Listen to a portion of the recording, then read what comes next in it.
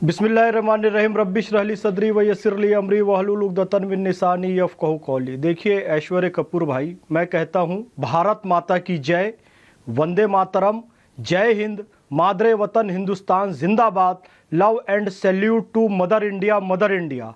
हम राष्ट्रवादी मुसलमान हैं, हमारा सिर इबादत के लिए काबा की तरफ झुकता है, लेकिन जब सिर कटाने की बात आएगी तो मादरे वतन हिंदुस्तान के लिए कटेगा, अशफाक उल्लाह खान की तरह, हवलदार अब्दुल हमीद की तरह। लेकिन कुछ असामाजिक तत्व हैं, कुछ गंदे किस्म के लोग हैं, कुछ शैतानी प्रवृत्ति के लोग हैं जो इस्लाम और मुसलमान को बदनाम कर रहे हैं, जिनके बारे में सुधांशु जी ने भी कहा था। और वही ये मानसिकता है जो कहती है मेरी गर्दन पर छुरी भी रख दो तो भारत माता की जय नहीं कहूंगा, लेकिन वही जय फिलिस्तीन कहते हैं संसद के अंदर। ये वही मानसिकता है जो 1947 में रजाकारों के साथ मिलकर रजाकारों ने कहा था कि हैदराबाद को पाकिस्तान में मिला देंगे। ये वही मानसिकता है जो आज भी ये कहती है हम उस समय होते तो लखनऊ तक पाकिस्तान आ जाता। यही मानसिकता है जो चिकन नेक काट देंगे, आसाम को काट देंगे, नॉर्थ ईस्ट को अलग कर देंगे कहते हैं। ये वही मानसिकता है जो प्रधानमंत्री श्री नरेंद्र मोदी जी की बोटी बोटी कर देंगे कहते हैं। अल्लाह उनको लंबी उम्र दे, माफी चाहूंगा, ये कहने में भी मुझे शर्म आ रही है। इस मानसिकता के लोग इस देश में मौजूद हैं और बाबा साहब अंबेडकर की भूमि को भी उन्होंने नहीं छोड़ा। ऐसे तो जय भीम जय मीम की ये लोग बातें करते हैं, ये AIMIM वाले जो बैठे होंगे अभी भी यहां पर होंगे, ये बातें करते हैं। लेकिन आपको यदि भीम से इतना प्यार था तो बाबा साहब अंबेडकर की भूमि पे तो कम से कम ये नहीं करते। और मैं बताऊं, फटाके फोड़ना सामान्य बात है। मैं भी कल जब जीत हुई भारतीय टीम की कनॉट प्लेस में था और ढेर सारे फटाके फोड़े जा रहे थे।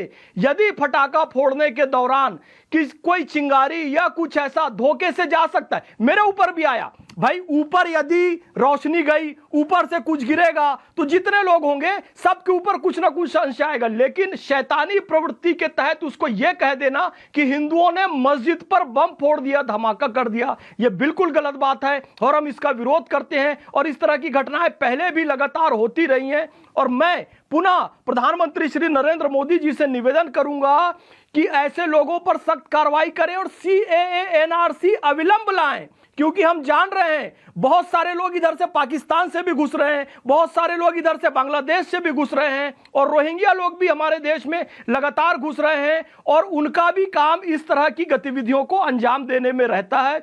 तो तुरंत CAA NRC लागू किया जाए। और अभी भी आज एक धमकी आई थी कि वक्फ बोर्ड आ जाएगा तो हम शाहीन बाग फिर से रिपीट कर देंगे। मैं निवेदन करता हूं प्रगतिशील मुसलमान सामने आए और जिस तरीके से इंस्टेंट ट्रिपल तलाक खत्म हुई, जिस तरीके से धारा 370-35 से खत्म हुआ, उसी तरीके से CAA NRC भी जल्दी से जल्दी लागू कर दिया जाए। हमारी तो यह कहना है, आज भारतीय मुसलमानों का हम जैसे हवलदार अब्दुल हमीद की जो विचारधारा को मानते हैं, जिन्होंने पैट्रन टैंक को उड़ा दिया था अमेरिका जिसे कहता था कि इसे कोई नहीं खत्म कर सकता, अपनी जीप पर रॉकेट लॉन्चर लेकर पाकिस्तान के पैट्रन टैंक को उड़ा दिया। तब किसी शायर ने कहा है, पाकिस्तान हमारी तह में जाने के तेरे अरमान बहुत हैं, तू कश्ती एक कागज की यहाँ तूफान बहुत है, ये हिंद है यहाँ मजहबों से मुल्क है ऊंचा, तेरे लिए तो हिंदुस्तान के हमीद जैसे मुसलमान बहुत हैं। हम उस विचारधारा को मानने वाले हैं और इस विचारधारा का खंडन करते हैं। ये जो कभी अबू आजमी कह देते हैं,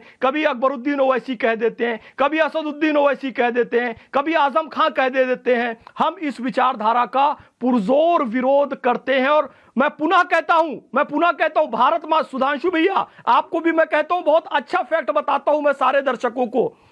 उम्मुल कुरा शब्द आया है कुरान शरीफ में, उम्मुल कुरा यानी कि मक्का शहर के लिए मां शब्द का प्रयोग किया गया है। कुरान शरीफ मक्का शहर के लिए मां शब्द का प्रयोग कर सकता है। मैं आपकी बात समझ रहा हूं। Can I be on air now when I'm speaking? फैसला मैं आपके भारत मां शब्द का प्रयोग क्यों नहीं कर सकते? मैं सिर्फ ये बात कह रहा हूं, आप बिल्कुल उसमें चले जाए, लेकिन मैं कह रहा हूं सरवर साहब, नहीं अनुराग भदौरिया जी, मैं आ रहा हूं, आज आप क्या बोलेंगे? ये मिर्ची का पेस्ट किसने बनाने रखा था? कुछ सामान बन रहा था, ये गरम गरम पानी वहां पे किसने रखा था? और ये सब विजुअल्स हैं जो दिख रहे हैं, ये प्लांट नहीं हुआ है कुछ अनुराग भदौरिया, ये कुछ प्लांट में वीडियो चलाओ शुरू से। जो सरवर साहब कल बोल रहे थे ना कि लोग अंदर चले गए, मस्जिद में चले गए, इसलिए मैंने कहा अनुराग भदौरिया जी उंगली आप उठा रहे हैं, मैं जा रहा हूं, लेकिन प्लीज बी फैक्चुअल, इधर उधर की बात मत करिएगा, ये बताइएगा कि ये हुआ क्यों। अनुराग भदौरिया आप मुझे देखिए, सबको आपने 5-5 मिनट बोलने दिया, तो मैं ज्ञान भी मत देश दीजिए, की बोलिए तीसरे अनुराग नंबर की पार्टी है उसका सम्मान करते हुए मुझे भी 5 मिनट बोलने का मौका देंगे। देखिए, अभी सुधांशु जी ने एक बात बहुत अच्छी बोली, एक मानसिकता है, ये कट्टरपंथी मानसिकता है। बिल्कुल सही बात है।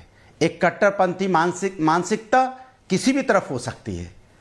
एक कट्टरपंथी जिस देश के अंदर पैदा होंगे, चाहे हिंदू में हो, चाहे मुसलमान में हो, चाहे सिख में, चाहे ईसाई में हो, जब भी कट्टरपंथी देश के जिस देश में पैदा होते हैं, देश खत्म हो जाता है। पाकिस्तान में कट्टरपंथी पैदा हुए, पाकिस्तान की हालत क्या है सबको पता है। बांग्लादेश में कट्टरपंथी पैदा हुए, उसकी हालत क्या है सबको पता है। वो तो मुस्लिम कंट्री है, वहाँ कट्टरपंथी तो मुस्लिम ही पैदा हुए, और किनका नुकसान किया? अपने लोगों का नुकसान किया होगा। हिंदुस्तान के अंदर में जब इस तरह की मानसिकता किसी भी धर्म में पैदा होगी, आपसे सवाल पूछा जा रहा है रघुराज सिंह ने क्या कहा था, आपके मंत्री हैं, उन्होंने क्या कहा कि कैसी भाषा का इस्तेमाल किया? मंत्री हैं, वो कह रहे हैं कि जिनको अगर निकलना भी है होली के दिन में तो त्रिपाल का हिजाब पहन लें। ये क्या संवैधानिक भाषा है? आजाद हिंदुस्तान में एक संविधान और न्यायपालिका चलता है, उसमें ऐसी भाषा मंत्री उपयोग करेगा? केतकी सिंह आपकी विधायक है, क्या कहती हैं? अगर इलाज कराना है तो अलग वार्ड बना लो हॉस्पिटल में।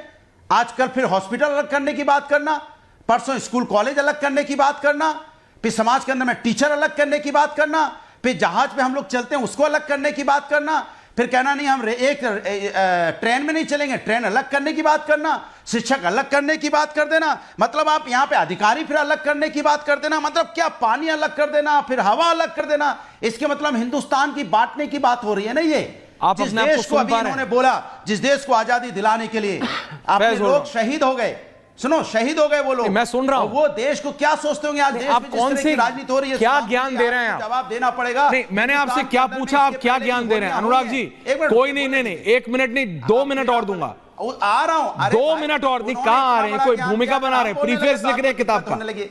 अनुराग जी ड्रामा नहीं, बोलने दो ना, ये बताइए मेरे को, मैं जवाब दूंगा कि समाजवादी पार्टी इसका समर्थन करती है? बताइए। आप बोलते हैं ना राष्ट्रीय पार्टी है समाजवादी पार्टी, तो मैं उस राष्ट्रीय पार्टी से पूछता हूं कि राष्ट्रीय प्रवक्ता से पूछता हूं, आप उसी पे बोलेंगे, आप इसका समर्थन करते हैं?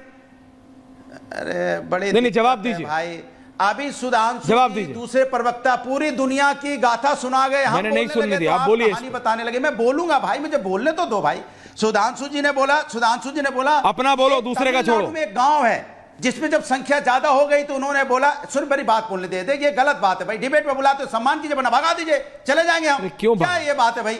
ये तो नहीं ठीक है, हम डिबेट कर रहे हैं। हम back on topic please, back on topic, don't waste time. जहां जब एक माइनॉरिटी की संख्या ज्यादा हो गई, नहीं, उन्होंने कहा तमिलनाडु में जब संख्या ज्यादा हो गई तो उन्होंने कहा यहां पे मंदिर बंद कीजिए। न्याय कहां से मिला? देश की न्यायपालिका से, हाई कोर्ट से। आपने बोला ना तमिलनाडु हाई कोर्ट से न्याय मिला, तो देश संविधान और न्यायपालिका से चल रहा है ना, कोई यह मनमानी नहीं कर सकता। सरकार आप खुद मान रहे हैं कि मनमानी नहीं हो सकती।